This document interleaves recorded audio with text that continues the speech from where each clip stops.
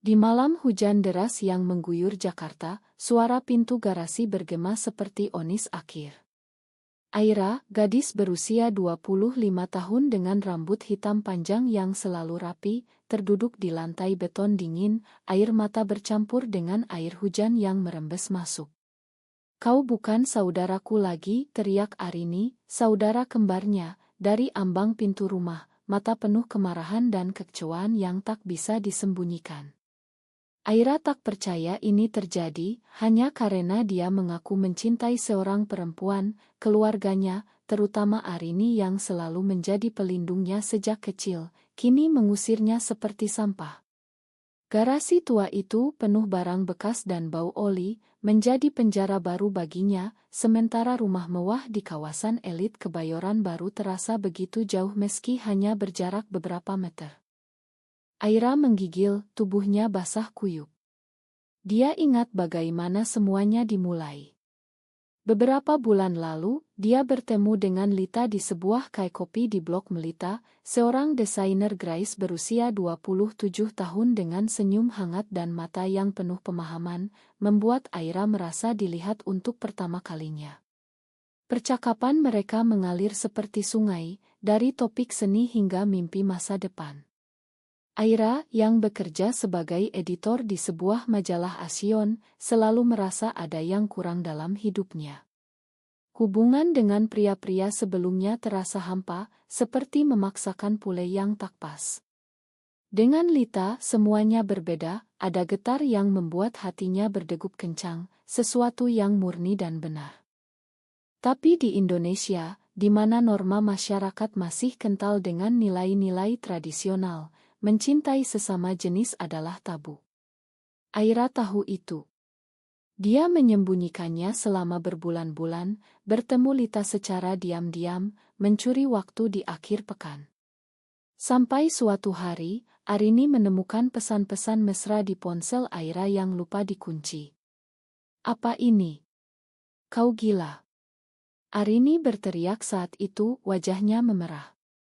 Mereka berdua tumbuh di keluarga konservatif. Ayah mereka, seorang pengusaha sukses, selalu menekankan pentingnya keluarga sempurna di mata masyarakat. Ibu mereka, yang lebih lembut, tapi tetap patuh pada norma agama dan sosial. Arini, sebagai anak sulung meski hanya berbeda beberapa menit, selalu merasa bertanggung jawab atas Aira. Tapi pengakuan itu menghancurkan segalanya. Malam itu, perdebatan sengit terjadi di ruang keluarga. Ayah memukul meja, "Ini bukan rumah untuk orang seperti kau." Ibu menangis diam-diam, tak berani membelah. Arini, yang biasanya netral, kali ini memimpin pengusiran. "Pergi saja ke garasi dulu, sampai kau sadar," katanya, seolah itu solusi sementara. Tapi bagi Aira, itu seperti pisau yang menusuk. Mengapa Arini, yang pernah berjanji melindunginya dari apapun, kini menjadi algojo? Aira merasa dikhianati, tapi dia tak melawan. Dia hanya mengambil tas kecil dan berjalan ke garasi, hati hancur berkeping. Di garasi, Aira menelepon Lita. "Aku diusir," bisiknya, suara gemetar. Lita terdiam sejenak, lalu berkata, "Aku datang jemputmu." Tapi Aira menolak. "Belum saatnya. Aku harus hadapi ini sendiri." Dia tahu melarikan diri akan membuat semuanya lebih buruk. Masyarakat Indonesia penuh dengan gosip, jika dia pergi dengan Lita, rumor akan menyebar seperti api. Keluarganya bisa kehilangan muka di lingkungan bisnis ayahnya. Aira memilih bertahan, meski itu berarti tidur di antara tumpukan kardus dan mendengar suara mobil lalu lalang di jalan raya. Pagi berikutnya, Arini bangun dengan perasaan campur aduk. Dia mencintai Aira lebih dari apapun, mereka saudara kembar, berbagi rahim yang sama, mimpi yang sama sejak kecil.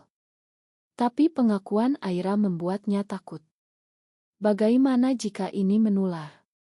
Bagaimana jika masyarakat menilai keluarga mereka?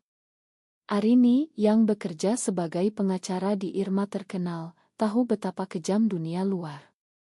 Dia pernah melihat kasus diskriminasi terhadap komunitas LGBT di pengadilan, di mana hak asasi manusia sering kalah dengan norma sosial.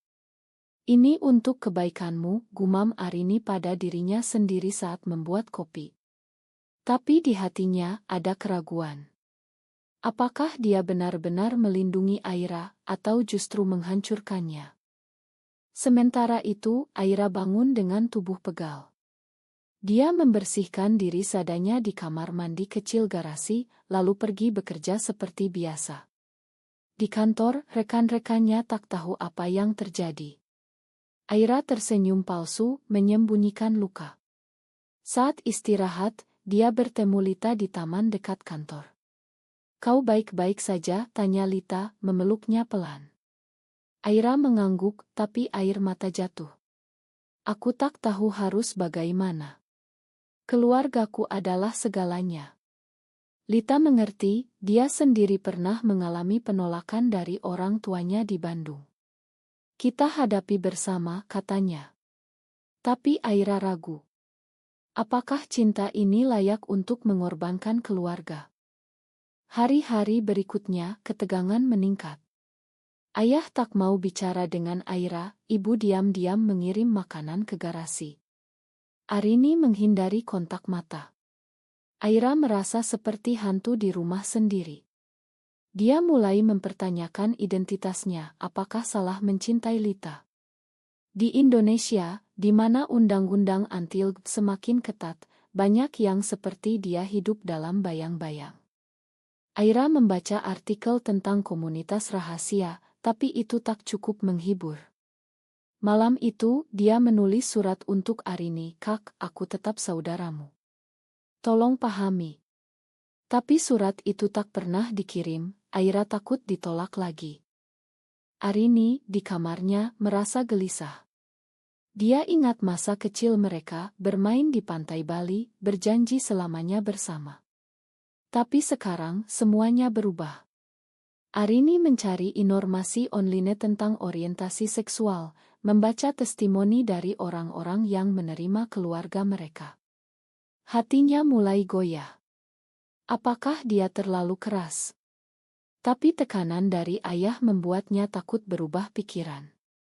"Kita harus perbaiki dia," kata ayah suatu malam. Arini mengangguk, tapi dalam hati, dia tahu itu salah. Konflik batinnya semakin dalam, seperti badai yang mendekat. Aira, di garasi, mulai merencanakan. Dia tak bisa terus begini. Mungkin pindah ke apartemen Lita, meski itu berarti memutus hubungan keluarga. Tapi sebelum itu, dia ingin bicara dengan Arini. "Kita harus selesaikan ini," gumamnya. Tak disangka, takdir punya rencana lain. Pagi itu, Arini merasa pusing hebat. Dia pingsan di kamar mandi, darah mengalir dari hidungnya. Ibu berteriak panik, ayah memanggil ambulans. Di rumah sakit, dokter mengatakan leukemia akut. Butuh donor darah segera. Dan donor terbaik. Saudara kembar dengan golongan darah sama, Aira. Berita itu seperti petir di siang bolong.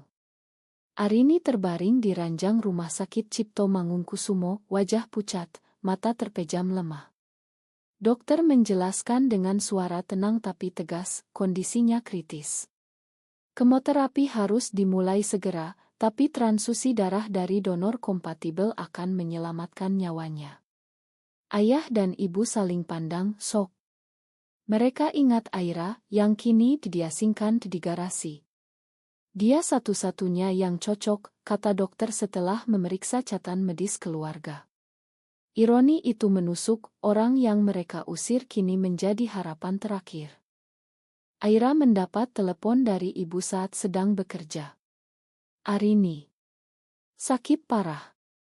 Kami butuh kamu." Suara ibu gemetar, penuh penyesalan.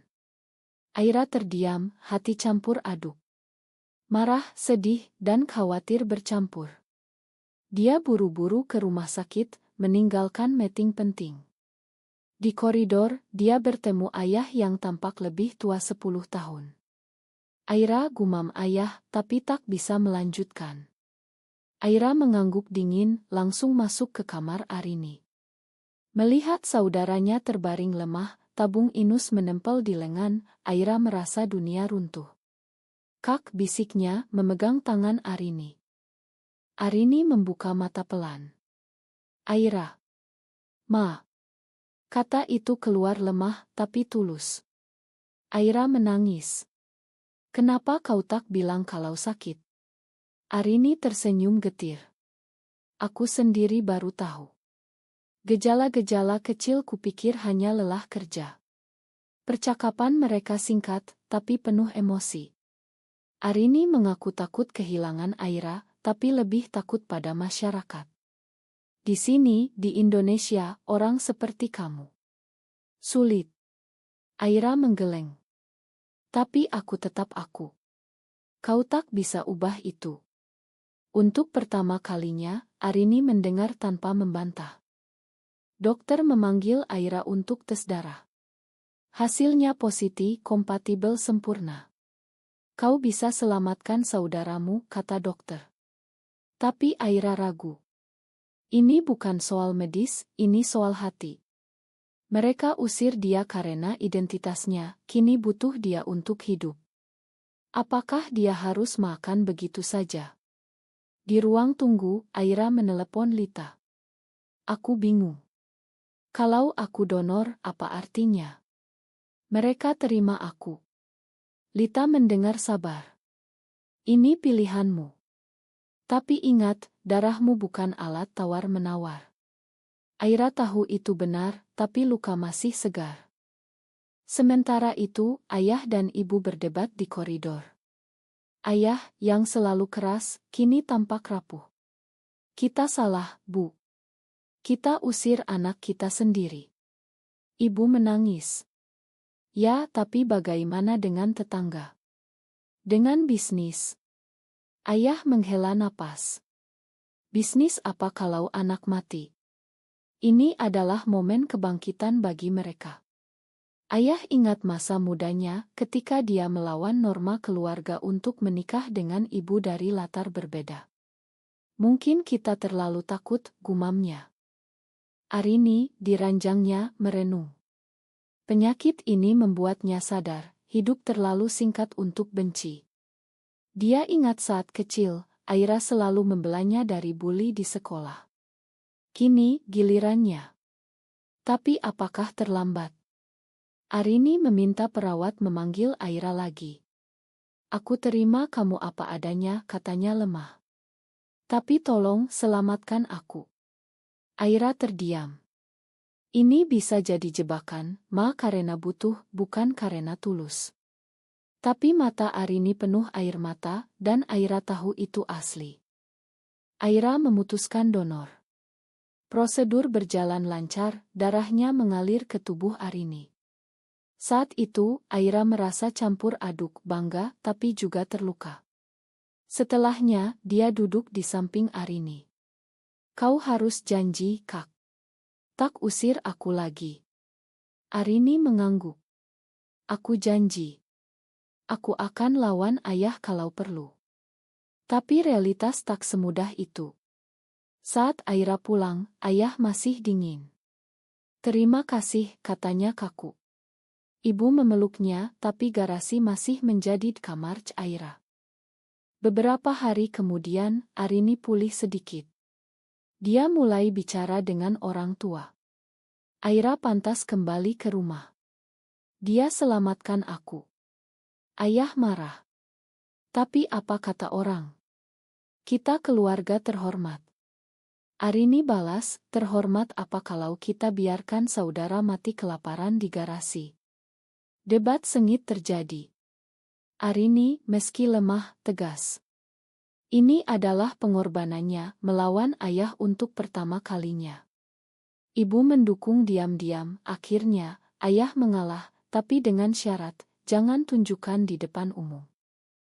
Aira kembali ke rumah, tapi suasana tegang. Dia bertemu Lita secara rahasia, tapi sekarang dengan dukungan Arini. Aku dukung kalian, kata Arini suatu malam. Tapi Aira tahu perjuangan baru dimulai. Masyarakat Indonesia penuh prasangka, teman-teman mulai bergosip. Di kantor, rekan Aira mulai menjauh setelah rumor bocor. "Kau begitu?" tanya seorang kolega dengan nada jijik. Aira tegar, tapi hati sakit. Arini setelah keluar rumah sakit, mulai aktif. Dia bergabung dengan komunitas advokasi hak secara online anonim.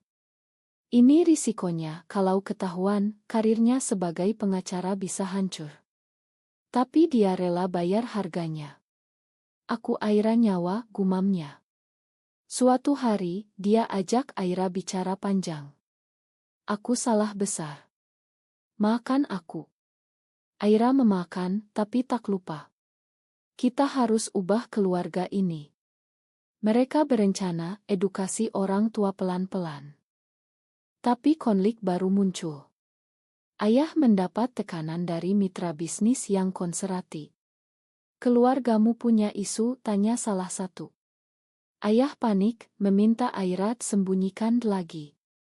Aira marah. "Aku tak mau hidup bohong." Arini mendukung Aira berdebat dengan ayah. "Ini harga yang harus kita bayar." Ayah akhirnya mundur, tapi hubungan retak. Ibu, yang biasanya diam, mulai bicara. "Aku cinta kalian berdua. Biar waktu yang sembuhkan." Aira dan Lita semakin dekat, tapi hati-hati. Mereka bergabung dengan kelompok dukungan di Jakarta, bertemu orang-orang serupa.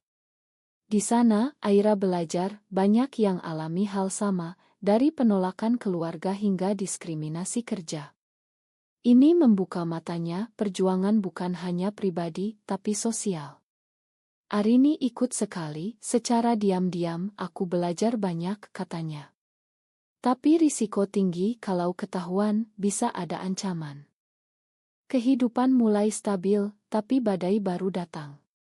Suatu hari, foto Aira dan Lita beredar di media sosial, diambil oleh teman yang iri. "Lesbian di keluarga terkenal," judul gosip online. Ayah marah besar, bisnisnya terganggu. "Ini karena kau," tuduhnya pada Aira. Arini membela, "Ini karena kita tak dukung dari awal." Debat keluarga meledak. Ibu menangis, ayah mengancam usir Aira lagi. Aira tegar, "Kalau begitu, aku pergi selamanya." Tapi Arini menghentikan, "Kalau Aira pergi, aku ikut." Ini adalah titik balik. Ayah shock, kehilangan dua anak sekaligus. Dia merenung semalaman. Pagi harinya, dia bicara, "Ma, aku takut kehilangan kalian." Ini pertama kalinya ayah minta maaf. Keluarga mulai terapi bersama, meski tabu di masyarakat. Psikolog membantu mereka pahami, orientasi bukan pilihan, tapi bagian dari diri. Arini akti dorong, "Kita harus berubah." Harga yang dibayar, ayah kehilangan beberapa klien konservatif, tapi mendapat dukungan dari yang progresi. Aira merasa bebas, tapi luka lama masih ada. Dia dan Lita memutuskan hidup bersama, pindah ke apartemen kecil di Menteng. "Ini langkah besar," kata Lita. Aira setuju, tapi khawatir keluarga.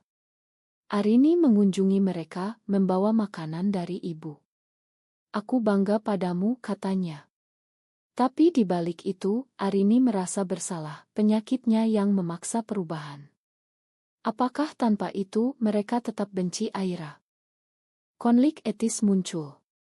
Di kelompok dukungan, Aira bertemu korban diskriminasi parah, dipecat kerja, diusir desa. Dia mulai aktif kampanye online anonim.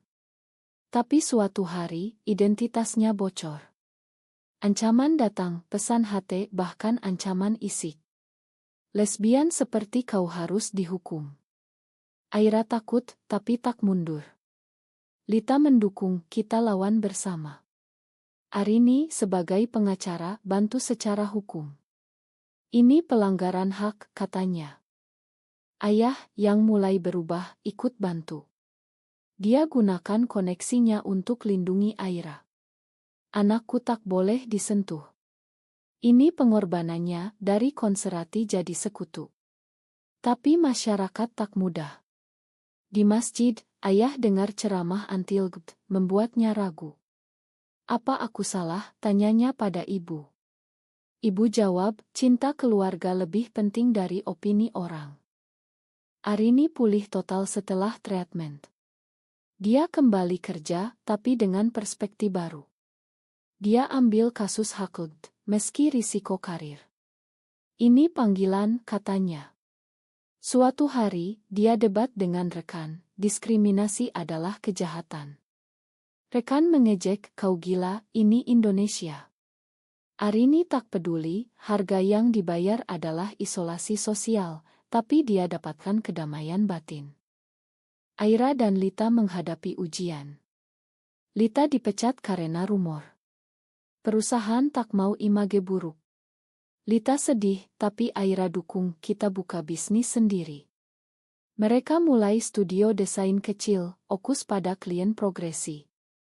Sukses pelan, tapi bahagia. Tapi momen gelap datang, orang tua Lita datang dari Bandung, marah. Putuskan atau kami putus hubungan. Lita pilih Aira, bayar harga, kehilangan keluarga asal. Keluarga Aira mulai terima Lita. Ibu undang makan malam.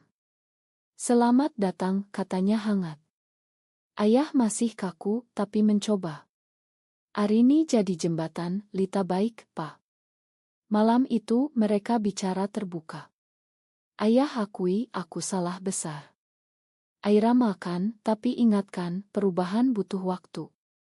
Ini adalah kemenangan kecil, tapi berarti. Tapi konflik belum selesai. Di acara keluarga besar, sepupu mengejek Aira. Kau bawa malu. Arini marah, diam, atau aku yang malu punya saudara seperti kau. Ini pertama kalinya Arini konfrontasi keluarga luas. Harga retak hubungan saudara. Tapi ayah dukung, cukup. Aira bagian dari kita. Aira merenung, apakah semua ini layak? Cinta dengan Lita indah, tapi penuh pengorbanan. Di malam hujan, mirip malam pengusiran, Aira bicara dengan Arini. Tanpa penyakitmu, apa kau terima aku? Arini jawab, mungkin butuh waktu lebih lama, tapi ya. Aku cinta kau. Jawaban itu menghibur, tapi Aira tahu, masyarakat masih jauh dari penerimaan. Tahun berganti, tapi perjuangan terus.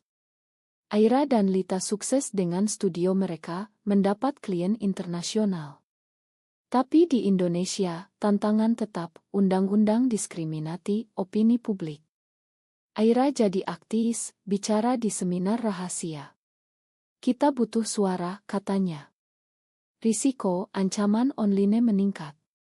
Suatu malam, batu dilempar ke jendela apartemen mereka. Polisi tak serius, mungkin perang. Arini geram, ajukan laporan hukum. Ini hati cerime. Ayah, yang semakin mendukung, gunakan pengaruhnya. Dia bicara dengan pejabat, lindungi anakku. Ini ubah imagenya, dari pengusaha konserati jadi advokat. Tapi harga, kehilangan teman lama. Ibu bangga, kau jadi ayah yang lebih baik. Keluarga semakin erat, meski luka masa lalu masih ada. Arini jatuh cinta dengan pria progresi, tapi hubungan rumit karena dukungannya pada Aira. Pacarku tak suka aku terlalu okal, katanya. Aira nasihat, pilih yang terima kau apa adanya. Arini putuskan putus, bayar harga, kesepian. Tapi dia bahagia, lebih baik sendiri daripada bohong. Konflik puncak datang saat ayah sakit jantung. Di rumah sakit, dia bicara dengan Aira, Ma atas semua. Kau kuat. Aira menangis, Pa aku makan. Ayah pulih, dan ini perkuat ikatan. Tapi masyarakat luar masih kejam. Di media, kampanye anti-LGBT naik. Aira dan Lita ikut demo damai, meski risiko ditangkap. Arini bantu secara hukum, kita lawan di pengadilan. Dia ambil kasus besar, diskriminasi terhadap pasangan lesbian. Menang meski kecil. Harga ancaman pribadi. Tapi Arini tegar, ini untuk Aira dan yang lain. Aira hamil melalui donor, ICSI, sesuai norma, tapi ini tambah kontroversi. Bagaimana anak tanpa ayah, tanya masyarakat. Keluarga dukung, kita besarkan bersama. Ini tes akhir, apakah mereka benar-benar berubah? Lita dan Aira bahagia, tapi sadar, perjuangan tak pernah selesai. Di malam ulang tahun kembar, Arini dan Aira bicara, kita bayar mahal, tapi layak. Arini setuju, darahku dari kau, hatiku juga. Waktu berlalu, keluarga semakin harmonis. Anak Aira dan Lita tumbuh dengan cinta dari semua. Ayah jadi kakek penyayang, ibu nenek bahagia. Arini menikah dengan pria yang dukung, punya anak sendiri. Tapi bayang masa lalu tetap, gosip sesekali muncul, tapi mereka abaikan. Aira jadi panutan di komunitas LGBT, cerita pengalamannya inspirasi banyak. Jangan menyerah, katanya. Arini bantu ubah dari dalam. Mereka buat yayasan kecil, bantu korban diskriminasi. Tapi dilema etis tetap, apakah penerimaan karena kebutuhan, bukan tulus? Aira renung, mungkin ya, tapi hasilnya sama. Lita jawab, yang penting kita bahagia. Di akhir, keluarga berkumpul di Bali seperti masa kecil. Ayah angkat gelas, untuk keluarga kita apa adanya. Semua tersenyum, tapi Aira tahu, di luar sana, banyak yang masih berjuang. Apakah benar bahwa pengorbanan darah dan air mata selalu membawa perubahan sejati, atau hanya ilusi sementara dalam masyarakat yang masih penuh prasangka?